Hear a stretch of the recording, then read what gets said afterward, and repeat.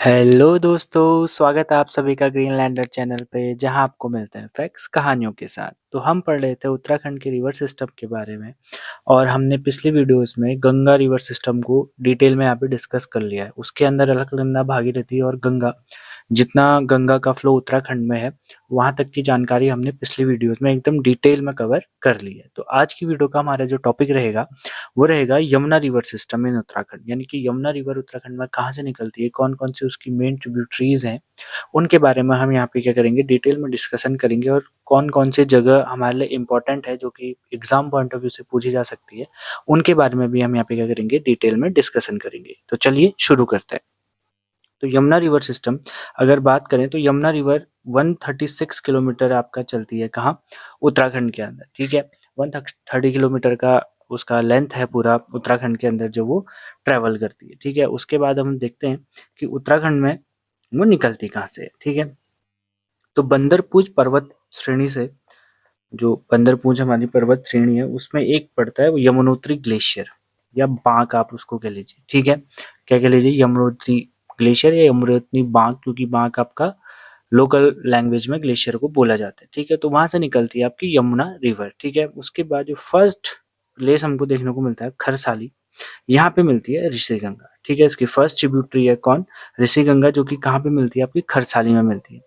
अब जब हमने अलकनंदा रिवर पढ़ी थी तो वह हमने दो ऋषि गंगा देखी थी, एक ऋषि गंगा फर्स्ट थी, एक ऋषि गंगा टू थी, और एक तीसरी ऋषि गंगा हम यहाँ देख रहे हैं जो कि यमुना की ट्रिब्यूटरी है। तो एग्जाम में कंफ्यूज नहीं होना है। अगर आपको अलकनंदा रिवर के पॉइंट ऑफ व्यू से अगर क्वेश्चन फ्रेम करता है एग्जामिनर, तो आप बेझिझक होके अलकनंदा रिवर ही उसका क्या करेंगे, आंसर कर देंगे। ऐसे जैसे पूछ लिया गया कि ऋषि गंगा निम्न में से किसकी सहायक नदी है, और वहां पे आपको ऑप्शन में अलकनंदा है, आपका भागीरथी है, फिर काली है, फिर उसके बाद टॉन्स रिवर है। तो इस प्रकार से अगर आपको क्वेश्चन फ्रेम कराया गया तो आप सीधे किसके साथ जाएंगे, अलकनंदा के साथ जाएंगे। लेकिन अगर अलकनंदा को छोड़ के अगर यमुना ऑप्शन में है, तब आप किसके साथ जाएंगे, यमुना के साथ जाएंगे, क्योंकि ये क्या है, तीन हमको ऋषि गंगा रिवर देखने को मिलती है उत्तराखंड में, जिसमें से दो तो आपकी अलकनंदा की क्या है, ट्रिब्यूटरीज हैं, और तीसरी जो है वो किसकी है, आपकी यमुना की है, जो कि कहाँ मिलती है, आपकी खरसाली नामक जगह पे मिलती है। और जो खरसाली नामक जगह है ये इंपॉर्टेंट है, क्योंकि यहाँ पे क्या होती है, आपकी विंटर में जो यमुनोत्री का मंदिर है उसकी पूजा कहाँ होती है, यहाँ होती है, क्योंकि विंटर्स पे बहुत हैवी बर्फबारी होने के कारण यहाँ क्या नहीं हो पाती है, आपकी पूजा नहीं हो पाती। तो इस वजह से खरसाली में क्या होती है, विंटर में यहाँ पे पूजा होती है। और खरसाली किसके किनारे बसा हुआ, आपका ऋषि गंगा और यमुना के कॉन्फ्लुएंस पे बसा हुआ एक छोटा सा कस्बा है। ठीक है, उसके बाद आगे बढ़ते हैं और हनुमान चट्टी हमको एक जगह देखने को मिलती है। यहाँ पे हमको जो नदी मिलती है वो क्या है, हनुमान गंगा है। ठीक है, हनुमान गंगा हमको यहाँ पे क्या देखने को मिलती है, रिवर देखने को मिलती है, जो कि किसमें आपका मिलती है, यमुना रिवर पे मिलती है, और हनुमान चट्टी नामक जगह पे मिलती है। अब हमें उत्तराखंड में ना बहुत जगह हनुमान चट्टी या इस प्रकार के जानकी चट्टी हो गया, सयाना चट्टी हो गया, इस प्रकार के चट्टी चट्टी वर्ड बहुत देखने को मिलता है, मतलब जगह देखने को मिलती है। अब इन जगहों का मतलब क्या है, जैसे हनुमान चट्टी, अब हनुमान जी तो हनुमान जी से चलो आप रिलेट कर लेंगे, ये चट्टी क्या होता है। अब देखिए पहले के ज़माने में ना ऐसा रोड कनेक्टिविटी नहीं होती थी। ठीक है, लोग क्या करते थे, पैदल ट्रैकिंग करते थे, पैदल ही अपने घरों को जाते थे, और पैदल ही क्या करते थे, चार धाम यात्रा को भी क्या करते थे, जाते थे। यानी कि जो मैक्सिमम आपका ट्रैवलिंग होती थी वो किसके ज़रिए होती थी, आपकी बाई पैदल वो करते थे, यानी कि बाई फीट वो अपने चल के कर रहे हैं। ठीक है, तो इस चक्कर से क्या होता था ना, जगह-जगह पे क्या बनाए जाते थे, विश्राम गृह बनाए जाते थे। जैसे आजकल भी अगर आप गाँव में देखते हैं, जहाँ बहुत ज़्यादा चढ़ाई पे गाँव होता है, ऊपर पहाड़ी पे और चढ़ाई चढ़ के जाने पड़ते हैं, तो बीच-बीच में धर्मशाला बने रहते हैं। हमारे लोकेलिटी में उसको धर्मशाला ही बोला जाता है।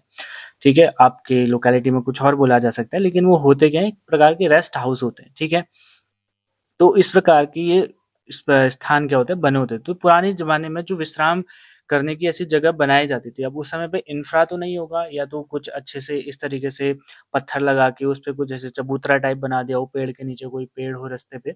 तो उस प्रकार से ना कुछ ऐसे विश्राम गृह टाइप बनाए जाते थे। कैसे?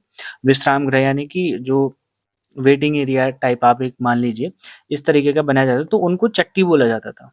ठीक है, उनको क्या बोला जाता था, चट्टी बोला जाता था। तो इस वजह से हनुमान चट्टी बन गया, क्योंकि यहाँ पे हनुमान गंगा मिल रही है, तो इस जगह पे क्या बना दिया, एक विश्राम गृह बना दिया जिसका नाम क्या रख दिया, हनुमान चट्टी।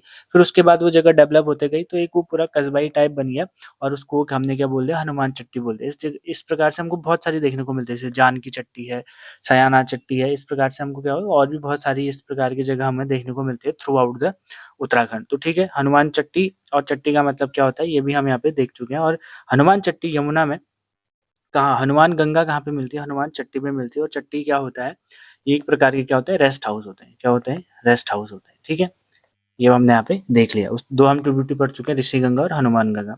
उसके बाद अगली जो आती है वो आती है कृष्णा गाड़। कृष्णा गाड़ मिलती है बड़कोट नामक एक जगह। ठीक है, कृष्णा गाड़ कहाँ मिलती है, बड़कोट नामक जगह पे मिलती है। अब उसके बाद मोस्ट इम्पोर्टेंट नौगांव से थोड़ा पहले, या नौगांव पे ही हम इसको मान लेते हैं। ठीक है, नौगांव वाला इलाका जो है, यहाँ पर एक नदी है कमलगाड़।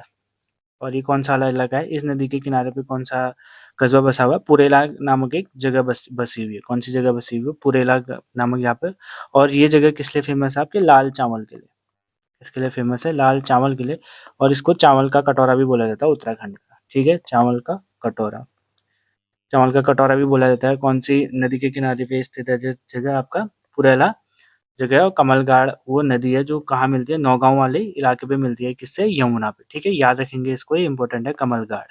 ठीक है, पुरेला कमलगाड़ कहाँ पे मिलती है, आपकी नौगांव वाले इलाके में, यमुना से मिल जाती है। ठीक है, उसके बाद एक रिवर और देखने को मिलती है हमें, जिसका नाम क्या है, खतूनगाड़ है, वो भी यमुना पे मिलती है। इसका प्लेस हमने काफी ढूंढने की कोशिश करी लेकिन मिला नहीं। लेकिन खतूनगाड़ क्या है, ये एक रिवर है जो कि क्या करती है, यमुना पे आपका मिलती है। और ये पीवाईक्यू में भी पूछी गई है, एक एक बार तो पूछी गई है। ठीक है, एक बार आई थिंक 2017 या 16 के यूके, मतलब लोअर या अपर के किसी एक क्वेश्चन में ये पूछा गया, मुझे एग्जैक्टली याद नहीं आ रहा, लेकिन पूछा गया खतूनगाड़ किसकी आपकी क्या ट्रिब्यूटरी है, इस तरीके का क्वेश्चन था, या यमुना की ट्रिब्यूटरी निम्न में से कौन सी, इस प्रकार का क्वेश्चन था। और ये पूछा गया था, इसलिए इसको यहाँ पे मेंशन किया गया। तो ठीक है, खतूनगाड़ किसकी है, आपकी यमुना की यहाँ पे क्या ट्रिब्यूटरी है। उसके बाद अगली जो जगह देखने को मिलती है, अगली जो रिवर देखने को मिलती है हमको, बनालगाड़। ठीक है, और ये बनालगाड़ इसलिए इंपॉर्टेंट है क्योंकि इसी रिवर जहाँ पे ये मिलती है यमुना से, वहीं पे क्या है, तिलाड़ी नामक जगह है, जिसका तिलाड़ी कांड हम पढ़ भी चुके हैं पहले। ठीक है, जहाँ पे तिलाड़ी कांड हुआ था। ठीक है, तो इस वजह से ये क्या हो जाता है, आपका इम्पोर्टेंट हो जाता है। ठीक है, बनालगाड़ जहाँ पे, जिस जगह पे यमुना से मिलती है, वो कौन सी जगह है, तिलाड़ी है। और तिलाड़ी क्यों फेमस है, किस लिए फेमस है, ये हम पिछली वीडियोस में डिस्कस कर चुके हैं। रवाई कांड जो हुआ था वो यहीं पे हुआ था, तो इस वजह से ये क्या है, इंपॉर्टेंट है। तो बनालगाड़ जहाँ पे यमुना पे मिलती है, वो कौन सी जगह, आपका तिलाड़ी है। ठीक है, उसके बाद अलगाड़ मिलती है यमुना पे, जिसपे मोड़ मेला लगता है। हमने इसके बारे में, आपने पढ़ा होगा कभी ना कभी मोड़ मेले के बारे में, जिसमें क्या होता है, मच्छी पकड़ने की एक प्रथा है। ठीक है, तो एक अलगाड़ कहाँ पे, किस में मिलती है, आपकी यमुना की क्या है, एक ट्रिब्यूटरी ये भी है। ठीक है, उसके बाद एक लाखा मंडल करके जगह पड़ती है। कौन सी जगह पड़ती है, लाखा मंडल, जिसमें कौन सी रिवर आके मिलती है, रखनाड़ रिवर आके मिलती है। और ये भी इंपॉर्टेंट है क्योंकि ये किसमें पूछी गई है, आपकी पीवाईक्यूज में पूछी गई है। तो इसलिए रखनाड़ रिवर भी क्या है, इंपॉर्टेंट है, जो कि कहाँ पे मिलती है, आपकी लखनाड़, लाखा मंडल जगह पे किससे मिल जाती है, आपकी यमुना रिवर से ये मिल जाती है। ठीक है, कौन सी रिवर, रखनाड़ रिवर। ठीक है, उसके बाद अब आएगी सबसे इम्पोर्टेंट रिवर, जो कि कौन सी है, टोन्स।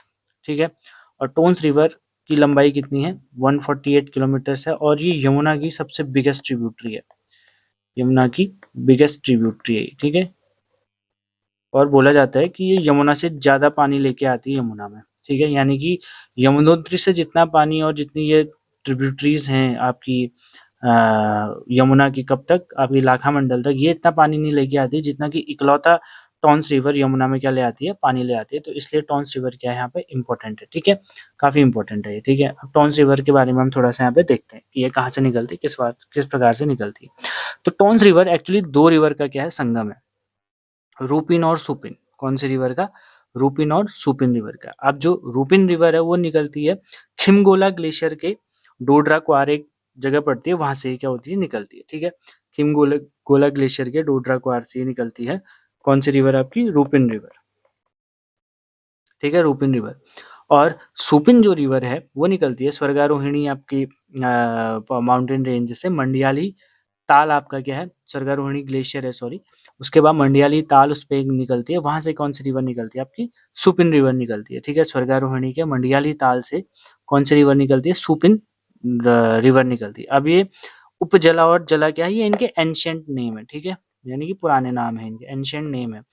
रूपिन का नाम जला है और सुपिन का नाम उपजला है। ठीक है, अब ये दोनों क्या आती हैं, अपने अपने ग्लेशियर से पानी लेके आ रही हैं और एक जगह पड़ती है नेटवाड़। कौन सी जगह, नेटवाड़ एक जगह पड़ती है, यहाँ पे इन दोनों का क्या हो जाता है, कॉन्फ्लुएंस हो जाता है और इस जगह से ये क्या कहलाती है आपकी, तमसा या टोंस रिवर कहलाती है। तमसा या टोंस रिवर ये कहलाती है। ठीक है, अब तमसा इसको क्यों बोला जाता है, ऐसी कहा कहा मतलब कहानियां हैं कि इस जगह के लोग ना कौरवों को अपना क्या मानते थे, वंशज मानते थे। मतलब वंशज क्या, उनके हित में ये लोग क्या करते थे, प्रार्थना करते थे। तो जब कौरव हारे, कौरव महाभारत का युद्ध जब हार गए, तो उसपे क्या हुआ, इन लोगों ने यहाँ बहुत शोक मनाया, मतलब कौरवों को लेके। ठीक है, यहाँ के लोग जो थे उनको कौरवों को लेके बहुत शोक मनाया। तो बोला जाता है कि वो लोग इतना रोए कि उनके आंसुओं से तमसा रिवर फॉर्म हो गई। ठीक है, इसलिए तमसा मतलब, तमस मतलब क्या होता है, अंधेरा होता है हिंदी में। अगर इसको देखा जाए, तमस मतलब क्या होता है, अंधेरा होता है। तो इस वजह से उनको बड़ा दुख हुआ, उनके लिए एक प्रकार से अंधकार छा गया जब कौरवों का अंत हुआ।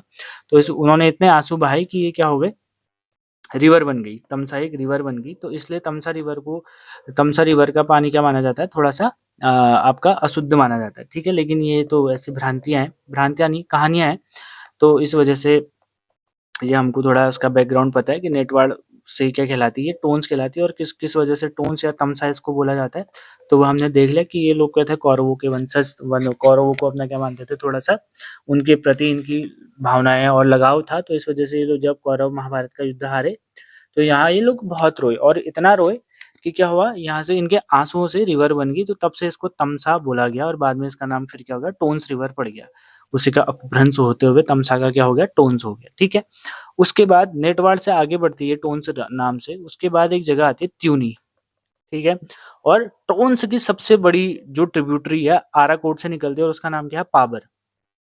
ठीक है, हमने देखा कि यमुना की सबसे बड़ी ट्रिब्यूटरी कौन सी है, टोन्स है। ठीक है, लेकिन टोन्स की सबसे बड़ी ट्रिब्यूटरी कौन सी है, आपकी पाबर है।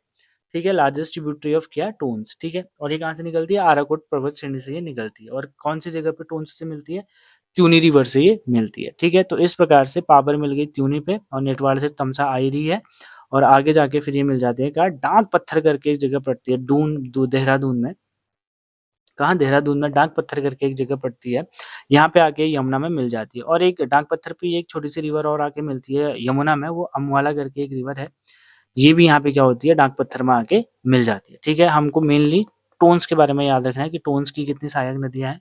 एक सहायक नदी है, और भी होंगी छोटी मोटी, लेकिन उनको इंक्लूड नहीं किया गया है क्योंकि जैसा कि हम पहले भी वीडियोस में देख चुके कि उत्तराखंड में क्या है, रिवर्स बहुत सारी है, तो उतनों को डॉक्यूमेंट करना काफी टफ होता है। तो इस वजह से हमने क्या किया, सिर्फ पाबर को यहाँ पे लिया क्योंकि पाबर क्या है, लार्जेस्ट ट्रिब्यूटरी है किसकी, आपकी टोन्स की। और रूपिन और सुपिन तो इसको फॉर्म ही करती है, दोनों मिलकर नेटवाड़ से ये टोन्स बनती है। तो इस वजह से उनको पढ़ना भी क्या है, इंपॉर्टेंट है। तो इस प्रकार से टोन्स रिवर हमारी यहाँ पे क्या हो जाती है, डाक पत्थर पे आके किससे मिल जाती है, आपकी यमुना रिवर से मिल जाती है। ठीक है, उसके बाद डाक पत्थर से ही थोड़ा हम आगे जाते हैं, तो एक शक्ति कनाल बनाई गई, एक क्या कही गई है, कनाल हमने यहाँ पे फॉर्म कर रखी है। क्योंकि बहुत बड़े इलाके को क्या करना है, जो आपका देहरादून है वो तराई वाला इलाका है, दून तराई वाला इलाका है। तो यहाँ क्या है, बहुत ज़्यादा खेती वेती होती है। तो पानी की सिंचाई विचाई के लिए, और अब तो काफ़ी ज़्यादा क्या हो गया है, आपका पॉपुलेशन भी वहाँ की काफ़ी बढ़ गई। तो इस वजह से यहाँ क्या बनाई गई थी, आपकी एक शक्ति कैनाल बनाई गई थी, इस रिवर से यमुना से निकाल के फिर बाद में यमुना में ही क्या कर दिया था, उसको मिला दिया गया था। तो इस प्रकार से शक्ति कैनाल निकाली गई है। इस कैनाल पे, इस नाम का नाम क्या है, शक्ति कैनाल है। और इसी कैनाल पे आके मिलती है कौन, आसन रिवर। कौन सी रिवर आपका, आसन रिवर, इसी कनाल पे आके क्या होती है, आपका मिलती है। ठीक है, इस शक्ति कनाल पे। वैसे तो बोला जाता है कि आसन किसकी ट्रिब्यूटरी है, आपकी यमुना रिवर की ट्रिब्यूटरी है, लेकिन वो डायरेक्टली यमुना नदी पे नहीं मिलती है, वो किस पे मिलती है, आपकी आसन वो सॉरी शक्ति कनाल है, उस कनाल पे आपकी ये रामपुर मंडी करके एक जगह है, वहां पे आपको ये मिल जाती है। पहले के टाइम पे तो जब ये कनाल नहीं बनाई होगी, ये तो मैनमेड कनाल है, जब नेचुरल सारी चीजें होंगी तो डायरेक्टली यमुना पे ही मिलती होगी। इस वजह से बोला जाता है कि आसन किसकी ट्रिब्यूटरी है, आपकी यमुना की ट्रिब्यूटरी है, लेकिन डायरेक्ट ये यमुना पे नहीं मिलती है, ये पहले शक्ति कैनाल में मिलती है। उसके बाद इनका जो एक साथ पानी जाता है वो किस पे मिल जाता है, आपका यमुना पे मिल जाता है। ठीक है, तो इस आसन नदी पे हमने एक आसन बैराज भी बनाया, ठीक है? अभी हम ब बैराज के बारे में पढ़ेंगे, पहले हम एक बार रिवर कवर कर लेते हैं, ठीक है? तो इस प्रकार से आसन रिवर कहाँ से निकलती है आपकी? आशारोहिणी सरीरी से निकल के आती है और आपका रामपुर मंडी पे किससे मिल जाती है? शक्ति कैनाल यमुना पे ये मिल जाती है, ठीक है? उसके बाद ये कैनाल दोबारा से किस पे? यमुना पे मिल जाती है और उससे थोड़ा आगे जाके ढालीपुर करके एक जगह पड़ती है, यहाँ से फिर ये किस पे एंटर हो जाती है? यूपी में एंटर हो जाती है और ढालीपुर लास्ट बॉर्डर है आपका किसका? यमुना का उत्तराखंड में। फिर 136 किलोमीटर इसके उत्तराखंड में क्या हो जाता है आपके? कंप्लीट हो जाते हैं ढालीपुर में, ठीक है? तो इस प्रकार से हमने देखा कि कौन-कौन सी मेनली रिवर थी आपकी जो हमने देखा। अब यमुना रिवर की ना कुछ और हमको ट्रिब्यूटरीज भी देखने को मिलती है, जैसे बरनी घाट, भद्री घाट, बुगरा घाट, पुजार घाट, गंडोल घाट। तो इस प्रकार से और इसकी ट्रिब्यूटरीज याद करना ना काफ़ी ईज़ी है यमुना की। अब अमूमन देखिएगा मतलब 90% यहाँ पे आपको चांसेस मिलेंगे कि जिस रिवर के लास्ट में गाड़ शब्द होगा ना, गाड़ वर्ड आपको सुनने को मिलेगा, तो आप जा सकते हैं कि वो किसकी ट्रिब्यूटरी है? यमुना की ट्रिब्यूटरी है 90% केसेस में। अब बाकी 10% में और जगह भी हमें देखने को मिलती है ऐसे अलग जो अलग रिवर की ट्रिब्यूटरी होगी, लेकिन 90% केसेस में जिसके जो रिवर एंड में जिसके किसका होगा? गाड़ होगा। गाड़ मतलब एक छोटी रिवर होती है, आपने गाँव घरों में सुना होगा। जैसे गधेरा सबसे छोटा, फिर उसके बाद गाड़, फिर नदी, इस प्रकार से गाँव में स्ट्रक्चर होता है। तो इसको बोला जाता है, ठीक है? अ, गाड़ अगर जिसके अंत में होगा, जिस रिवर के अंत में होगा, तो अमूमन यानी कि 90% चांसेस होंगे कि वो किसकी ट्रिब्यूटरी होगी? आपकी यमुना की वो ट्रिब्यूटरी होगी। तो इस प्रकार से आप इसको याद कर सकते हैं। आप यहाँ भी देख सकते हैं, जैसे खतून गाड़ है, अलगाड़ है, बनाल गाड़ है, कृष्ण गाड़ है, एक ये हनुमान गंगा चलो इसको भी कमल गाड़ आप देख सकते हैं। तो इस प्रकार से क्या है, काफ़ी जो गाड़ वाली आपकी ये ट्रिब्यूटरी नदियाँ हैं, बरनी गाड़, बद्री गाड़, मुगरा गाड़। तो इस प्रकार से जो नदियाँ हैं, ये किसकी ट्रिब्यूटरीज़ मैक्सिमम होती हैं? ये आपकी यमुना नदी की होती हैं। तो इस प्रकार से आप इनको याद कर सकते हैं, ठीक है? अब हम देखेंगे कि इस पे कौन-कौन से बैराज और डैम बने हुए हैं, ठीक है? पहले कैनाल देख लेते हैं, कौन-कौन सी कैनाल बनी हुई है। जिस प्रकार से शक्ति कैनाल बनी हुई है ना, वैसे ही टोन्स रिवर पे एक बीजापुर कैनाल बनी हुई है और ये कब से कब बनी है आपकी? 1837 में शुरू हुई बनना और 1839 में ये बन के तैयार हो गई थी, ठीक है? तो इस प्रकार से एक बीजापुर कैनाल भी हमको किस नदी पे देखने को मिलती है? आपकी टोन्स रिवर में देखने को मिलती है, ठीक है? उसके बाद एक कटापत्थर कैनाल हमको देखने को मिलती है। ये किसने बनाई थी? पीवी काटले ने ही बनाई थी, ठीक है? जिसने अपर गंगा कैनाल को डिज़ाइन किया था और बनवाया था, वही है ये पीवी काटले और ये कटापत्थर को भी इन्होंने ही बनाया था। ल और 1840 में बनना शुरू हुआ था। 1847 में क्या हो गई थी? ये कैनाल रेडी हो गई थी। यानी कि हमारी आज़ादी से 100 साल पहले ये कैनाल क्या हो गई थी आपकी? रेडी हो गई थी। लेकिन उसके बाद 1902 में इसमें क्या आ गया था? एक बाढ़ आ गई थी। तो उस वजह से ये डिस्ट्रॉय हो गई पूरा, खत्म मतलब टूट गई थी। लेकिन उसके बाद उसको 1903 में फिर से क्या किया गया? रिकंस्ट्रक्ट करा गया। कौन से कैनाल को? कटापत्थर कैनाल को, ठीक है? 2-3 कैनाल हम देख चुके हैं, शक्ति कैनाल, बीजापुर कैनाल और कटापत्थर कैनाल, जो कि कहाँ देखने को मिलती है? हमें यमुना रिवर पे देखने को मिलती है, ठीक है? उसके बाद अगर डैम्स की बात हम करें, तो डैम्स देखिए, टोंस नदी पे जो डैम्स बने हुए हैं और ये पूछे भी गए हैं कई बार, ठीक है? किसो, इचारी और छिबरो, ये 3 डैम किस पे बने हुए हैं? एक्चुअली ये विद्युत परियोजनाएँ भी हैं, ठीक है? विद्युत परियोजनाएँ भी हैं। इन परियोजनाओं के बारे में डिटेल में हम पढ़ेंगे जब विद्युत परियोजनाओं से रिलेटेड हम क्या बनाएँगे वीडियो में, उसकी बात करेंगे। लेकिन अभी हम ये देख लेते हैं कि टोंस रिवर में कितने डैम हैं आपके? किसो, इछारी और छिबरो, 3 डैम हमें देखने को मिलते हैं मेन, ठीक है? उसके बाद यमुना रिवर पे ढालीपुर परियोजना और ढकरानी परियोजना, यानी कि ये क्या है आपकी भी ये विद्युत परियोजनाएँ हैं जो यमुना रिवर पे बनी हुई हैं। और एक और हमको देखने को मिलता है लखवाड़ डैम, जो कि लाखामंडल के पास आपको देखने को मिलेगा, यहाँ पे हमने लिखा है। लाखामंडल में कौन सी नदी आती है? रिखनाड़ नदी आती है, ठीक है? तो एक लखवाड़ डैम भी है। इसको मंजूरी मिल गई थी 1986 में, स्टार्ट 1807 में हुआ था। नेशनल प्रोजेक्ट्स को 2016 में बनाया गया। नेशनल प्रोजेक्ट यानी कि अब इस पे कौन पैसे लगाएगा? आपका सेंट्रल गवर्नमेंट के कहने पे ये डैम अब बनाया जाएगा उससे आगे को, ठीक है? उसके बाद अदर ट्रिब्यूटरीज हम यहाँ पे देख चुके हैं। आसन बैराज के बारे में हम जान लेते हैं। आसन बैराज कब बना था आपका? 1967 में ही बन गया था। उसके बाद इसको कंज़र्व कर दिया, यानी कि अपने संरक्षण में ले लिया, ठीक है? संरक्षण में ले लिया मतलब कंज़र्व कर लिया इसको कब? 2005 में इसको कंज़र्वेशन के अंदर डाल दिया और उसके बाद ये उत्तराखंड की इकलौती रामसर साइट है, जो कब बनी? 21 जुलाई 2020 में बनी। और जो वेटलैंड डे है इंटरनेशनल, वो कब मनाया जाता है आपका? 2 फरवरी को मनाया जाता है, ये याद रखिएगा, ठीक है? ये दोनों पॉइंट इंपॉर्टेंट है कि रामसर साइट उत्तराखंड की एकमात्र कौन-सी आसन है। उसके बाद ये बनी कब थी आपकी? 21 जुलाई 2020 को बनी थी और वेटलैंड डे कब बनाया था हमने?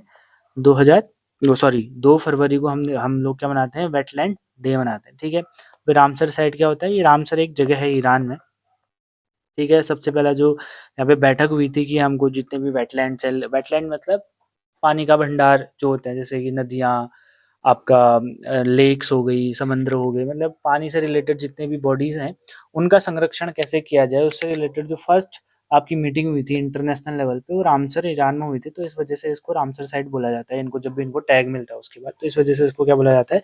रामसर साइट बोला जाता है।